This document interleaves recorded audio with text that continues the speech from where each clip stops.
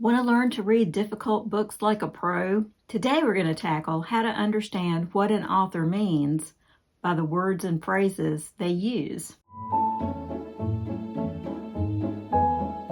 Hi there, I'm Library Lynn, the author of Library Lynn's Guides to Great Nonfiction Writing. Today we're going to complete part 7 of the series where we're working our way through How to Read a Book, The Intelligent Guide to Reading by 20th century intellectuals Mortimer J. Adler and Charles Van Doren. This edition of the book was published in 1972 by Touchstone Books, an imprint of Simon & Schuster. In our last video in this series, we talked about Chapter 7, X-raying a Book. This discussed the first stage of analytical reading, how to find a book's structure through its parts and its unity. In other words, how we make an outline of a book we're reading. Today we're going to cover Chapter 8, Coming to Terms with an Author. This is the first rule they want you to understand for completing the second stage of analytical reading. Like Stage 1, this stage has 4 parts, 4 rules, but we're only going to cover the first one in this chapter.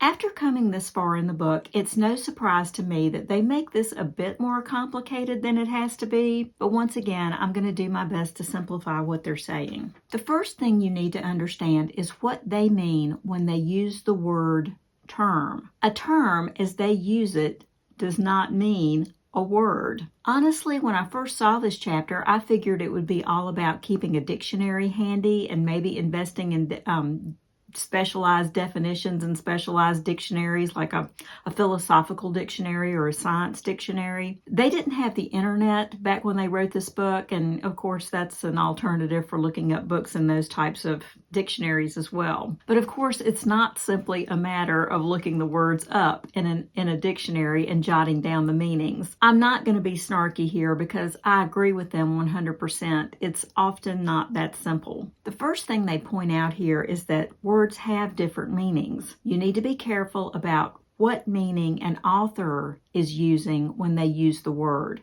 or the term. If you pick the wrong meaning, you will misunderstand what the author is trying to say, and the time you spend reading that book will be wasted. And nobody wants that. They say terms occur only in the process of communication. They occur when a writer tries to avoid ambiguity and a reader helps him by trying to follow his own use of the words. They stop here to discuss the words ambiguity and ambiguous. My Merriam-Webster dictionary defines ambiguous as, quote, being capable of being understood in more than one way, unquote. They point out that almost all words in a dictionary are ambiguous in the sense that they can almost all be used in more than one way. When writers and readers are using a term in the same way, then and only then are they coming to terms. Honestly, we could end this lesson here. You've already gotten the crux of what most of this chapter has to say, but naturally there are exceptions and certain things they want you to understand about this, so I'm going to cover the ones that I think are most important. First, they're not talking about just any kind of reading here. If you're reading poetry or fiction, those types of writing often use terms that are ambiguous on purpose, because exploring various meanings will help evoke different feelings and concepts, and something that's sometimes so complicated or ineffable that words alone taken literally cannot do it justice. So they're not talking about that kind of writing. They're talking about expository works here, and expository works are meant to impart information to the reader, and that's a good point to keep in mind. So here's the 5th rule of analytical reading. It's also the first rule in Stage 2 of analytical reading. Rule 5. Find the important words and through them come to terms with the author. Breaking this into 2 parts. First, locate the words, and second, determine how they are used by the author. This is a joint effort between you and the author. Authors try to convey what they mean, and you exert the effort to grasp exactly what they mean, and terms are a big part of this process. They use them themselves in this book as an example. Take the term reading the way they use it in this book. They can be using it in one of 3 different ways. Number 1, reading for entertainment. Number 2, reading for information.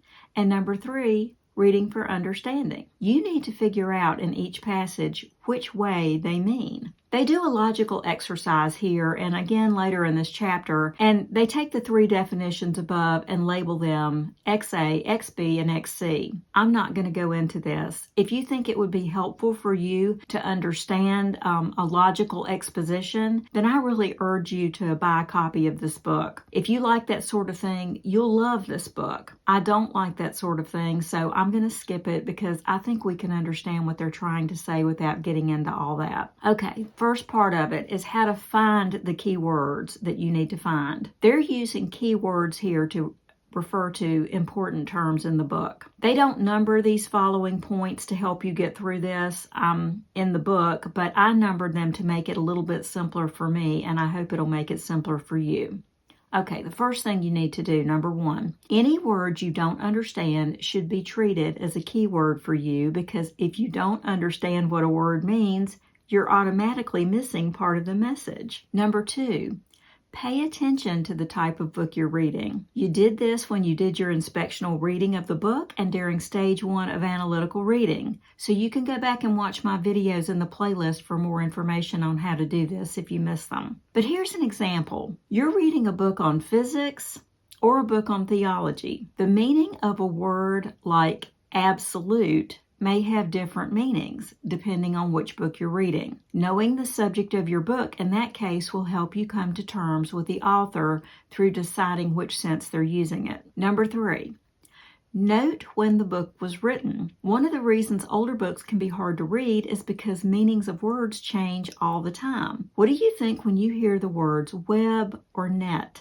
Adler and Van Doren wouldn't have understood the meanings at the time they were writing that we usually attribute to those words because they didn't have the internet and the World Wide Web back then. So if the book is an older one and the sense in which the word or phrase is used makes no sense to you, you may want to dig into the history of that word's usage. And that's called finding the word's etymology. Number 4 is to pay attention to the words the author seems to stress. For example, if a word appears in italics or in quotation marks, then that's a word you need to pay close attention to. And sometimes, if you're lucky, the author may tell you how they're defining a word and in what sense it's going to be used throughout the book. If this is unfamiliar to you, you may want to jot that down. After a while, all this will become second nature, and you can make yourself a list of keywords as you read through a book. One example of a keyword list that they give is for the writings of Charles Darwin. If you're reading one of Darwin's works, here's some of the keywords you might want to jot down.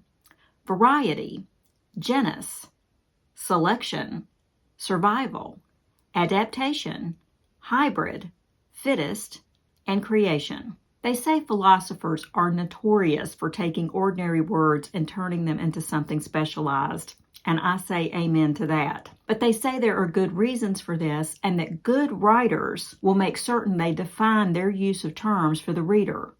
I think this should be a law or something, but I don't believe it is. But they also say that if the author disagrees with the way other writers use a word, that can help you find their definition of how they're using it. Here's an example. So-and-so defines the word blather to refer to fill in the blank, but I use it to define fill in the blank. And context clues can help here too. But the key here is to pay attention and be on the alert for words you may need to look at more closely. It's like throwing a ball. Remember from the first chapter? You have to be willing to catch what they're throwing your way. Figuring out the meanings of your words. Okay, so we've done part 1. We found the words we need to define, and now we're going to figure out which meanings they're using those words in. The first thing they say is figure out if the word has one meaning or many meanings.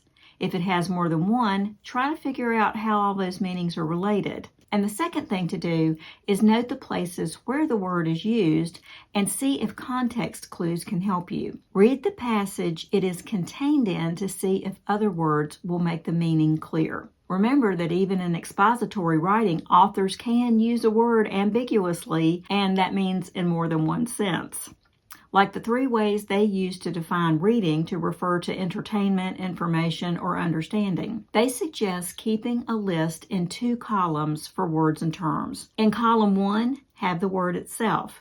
and column 2 have all the various meanings that they could be using. Keep a notebook for this would be my suggestion. A commonplace book would work great. And you may find that a single word refers to several meanings, and that a single meaning can refer to several different words or can be represented by several different terms. And to complicate things even more, they say phrases can also take the place of words for terms. They're exactly right about that. But they say phrases, thank goodness, are often less ambiguous than words are. And remember that words can have literal meanings or metaphorical meanings. A tree can be a tall, leafy member of the plant kingdom, or it can represent variety or relations, like the tree of life or a family tree. You can probably think of others. They finish this chapter on a friendly note by pointing out that just by following this one rule alone, you will greatly improve your ability to understand what you're reading. This is a rule I'm pretty excited about implementing. I do want to understand what I'm reading. Their advice on inspectional reading has already helped my reading and comprehension, and this should work even better. Next time, we'll cover Chapter 9, Determining an Author's Message. It seems we're getting to the heart of the book, so that ought to be a good one. How do you keep up with unfamiliar terms in books? Is there a specific method that works well for you? Or does all this sound like just too much work to you? If you have something to say about that, leave a comment below. And until next time, happy reading.